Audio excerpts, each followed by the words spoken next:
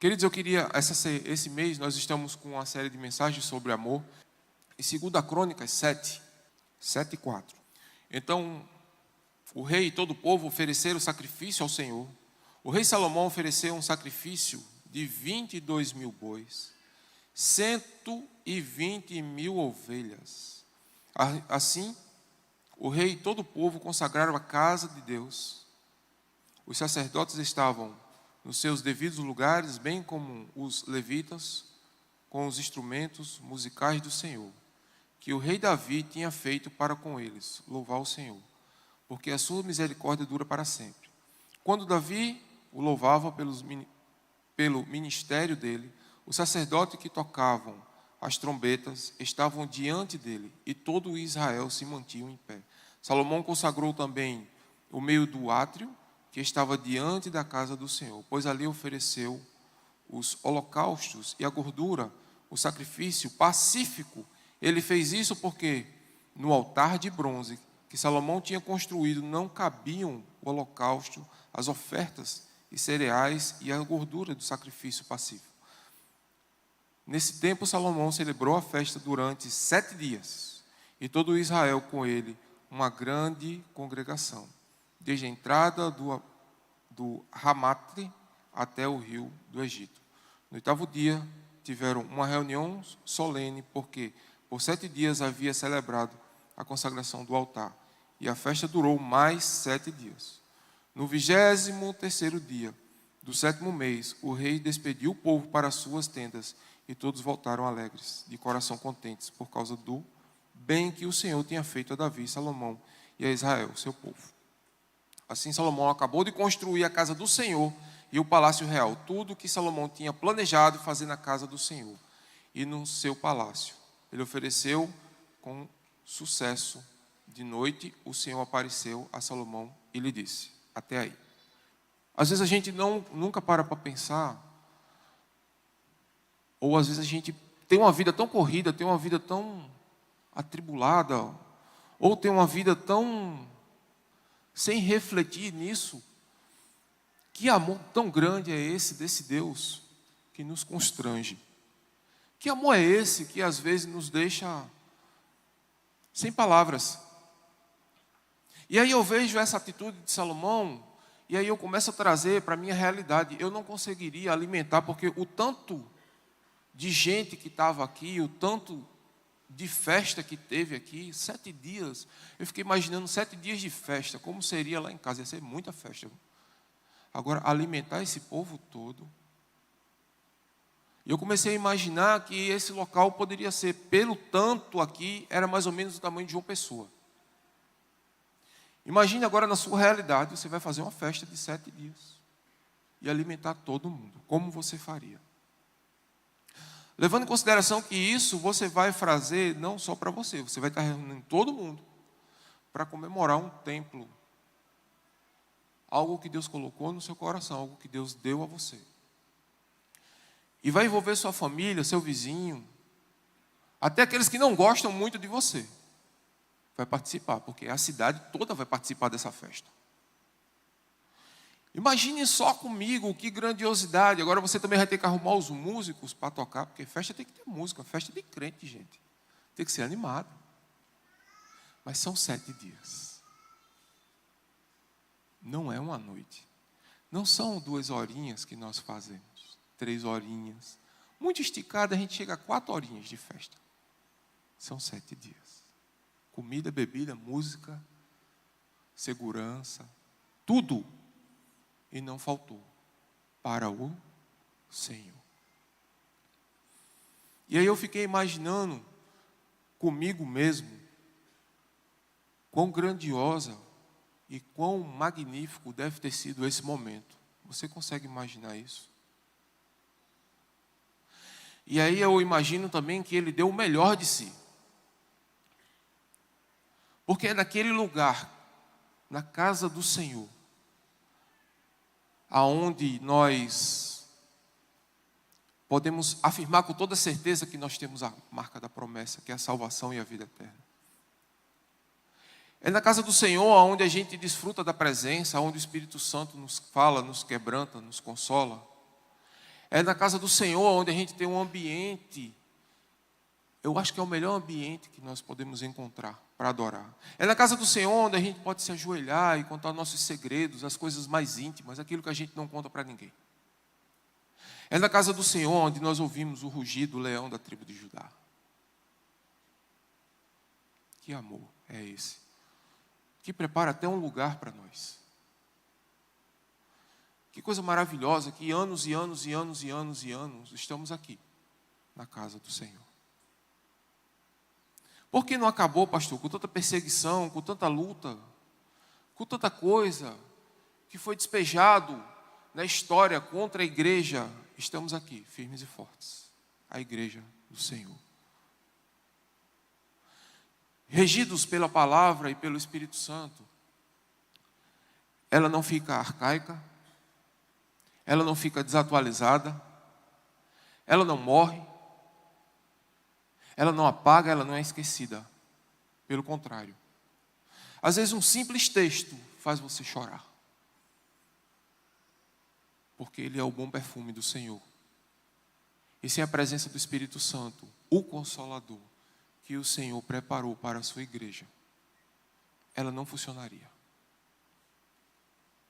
E aí eu começo a imaginar, e eu queria que você fosse imaginando junto comigo, e você fosse pensando junto comigo, esse amor que Deus deu por nós. Quando a gente começa a falar de amor, a gente começa a pensar e a gente começa a ficar às vezes constrangido. Porque quando eu comecei a ler isso aqui, comecei a imaginar e comecei a trazer, que muitas vezes quando eu vou ler, eu começo a me colocar e imaginar isso na minha vida, como eu faria, como seria bom, como poderia transformar. Se eu fosse Salomão, como eu faria essa festa? Eu adoro festa, quem me conhece sabe. Eu adoro servir, adoro ajudar, mas aí eu começo a pensar aqui, que depois que acabou a festa, que Salomão deu tudo de melhor, o Senhor vai até Salomão e diz assim: ouvi a sua oração e escolhi para mim este lugar, para a casa de sacrifício. Estou seguindo o texto, tá, gente? Só preste atenção. Se eu fechar o céu de modo que não haja chuva, ou se ordenar os gafanhotos que consumam a terra, ou se enviar a peste entre o meu povo que se chama pelo meu nome, se humilhar, orar e me buscar, e se converter dos seus maus caminhos. Aí eu travei. Porque aí eu comecei a ficar preocupado. Porque o povo deu o melhor. O povo deu tudo. Mas aqui o Senhor quer saber o seu coração. Está onde? Salomão, o coração desse povo está onde? A riqueza desse povo está onde? Está no Senhor ou está no bem material? Esse povo está vivendo vida de pecado, Salomão? Esse povo está reconhecendo que precisa? Às vezes damos tudo e esquecemos da verdadeira adoração do coração. E é uma palavra dura, querido. É uma palavra que Deus está dizendo aqui, olha, se a gente olhar a história, olhar do Gênesis ao Apocalipse, Deus tem sempre algo melhor para o povo. Deus tem sempre uma forma de abençoar o povo. Mas o povo se distancia por causa do pecado. Troca a presença de Deus, às vezes, pela murmuração. Troca a presença do Espírito Santo, às vezes, pelo pecado. Troca a palavra de Deus por conselhos. Conselhos que não chegam a lugar nenhum. Conselhos, às vezes, vazios, que não somam.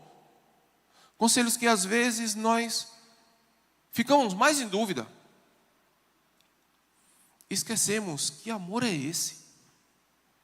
Que amor tão forte que nos relembra o pecado e nos restitui pela graça.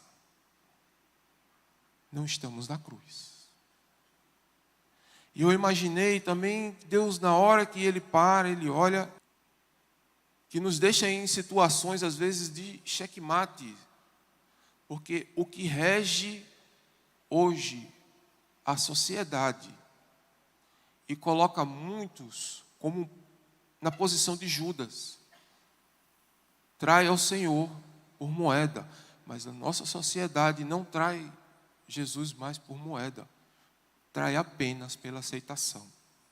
Ser aceito pela sociedade pecaminosa. Apenas por ser aceito por um grupo, apenas por ser aceito. Quando, na verdade, nós temos que trazer o confronto a essa sociedade, desse amor que nos constrange. Então, querido, o que rege a nossa vida é a palavra do Senhor.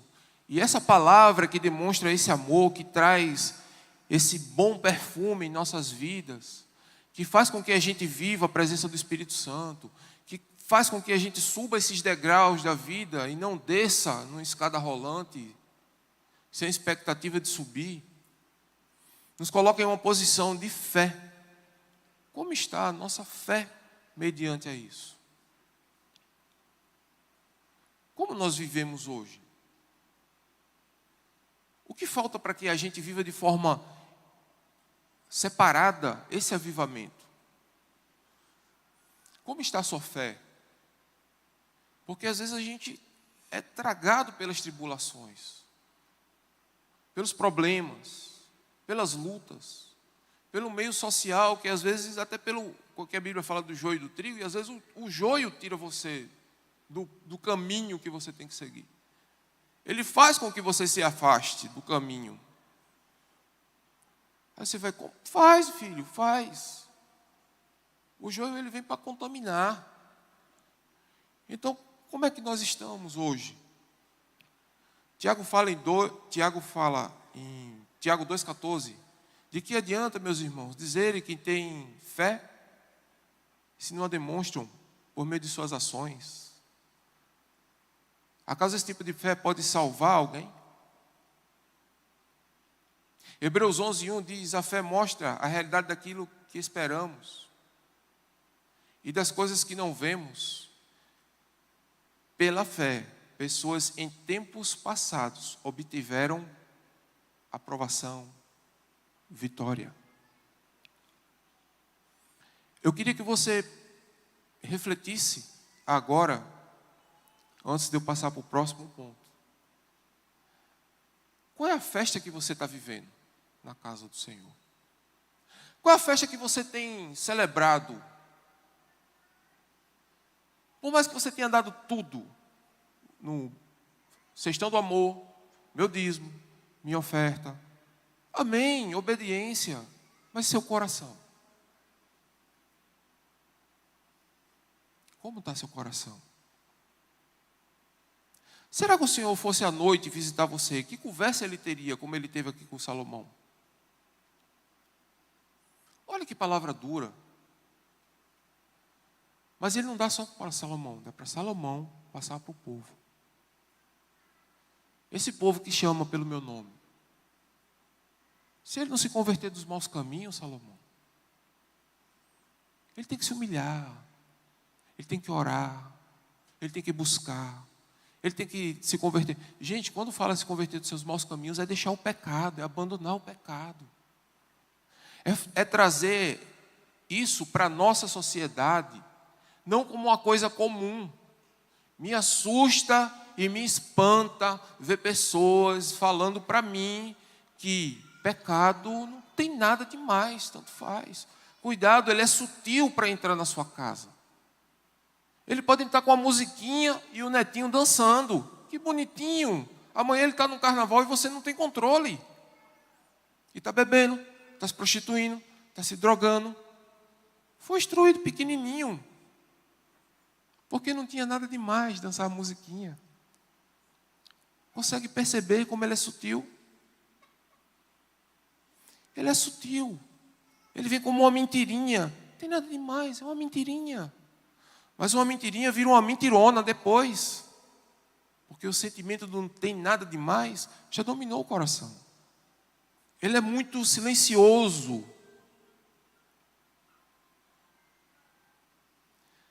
Ele vem de forma suave.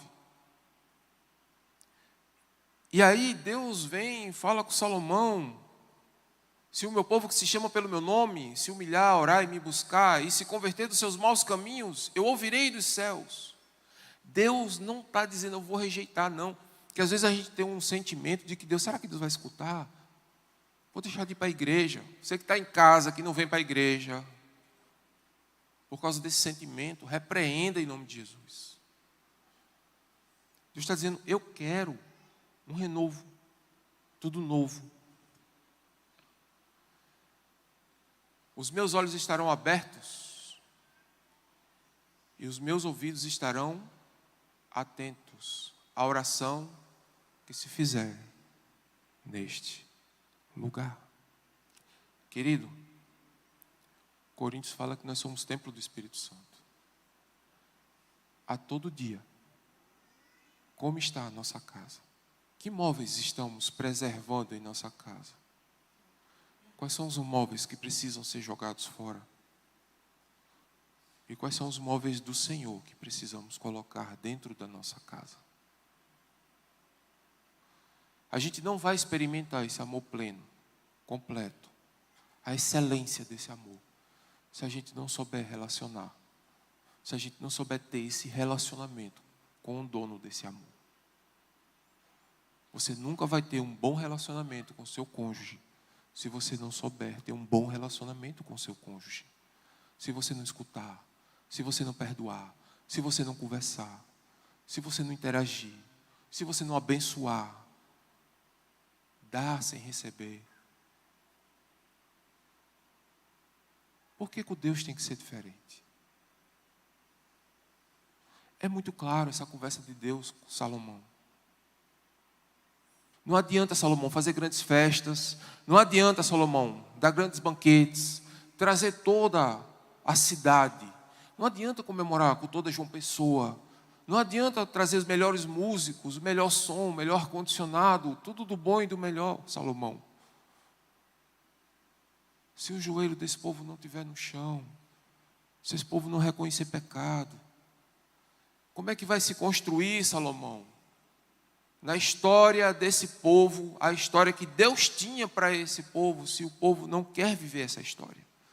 Se o povo troca o que Deus escreveu para eles, o que Deus preparou para eles.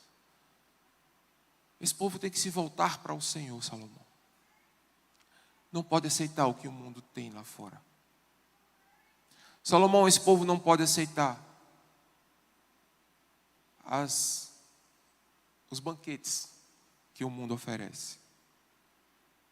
Esse povo tem que se ajoelhar, orar e me buscar de todo o coração.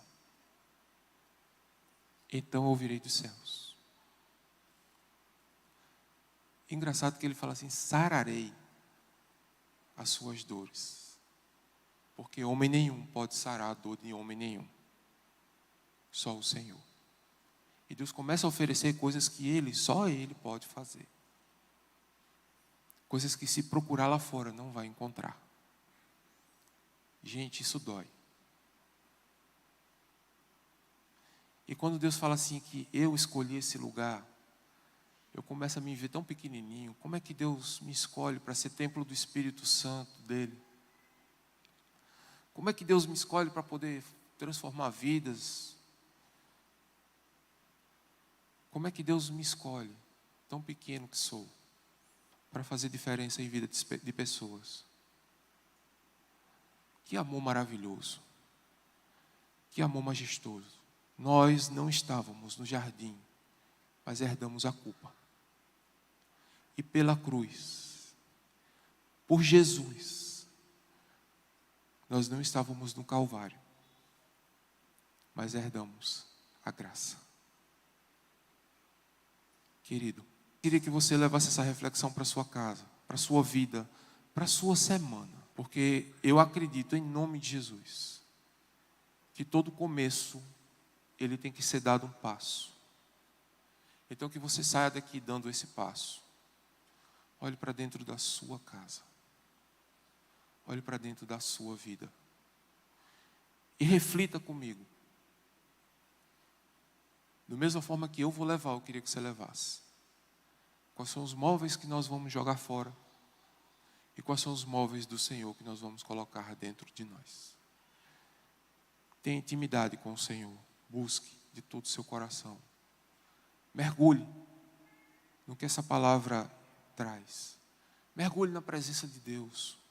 Se permita que Ele fale ao seu coração. Se permita. Busque. Porque eu acredito, em nome de Jesus, eu creio muito nisso, que o Senhor não rejeita um coração quebrantado. Amém?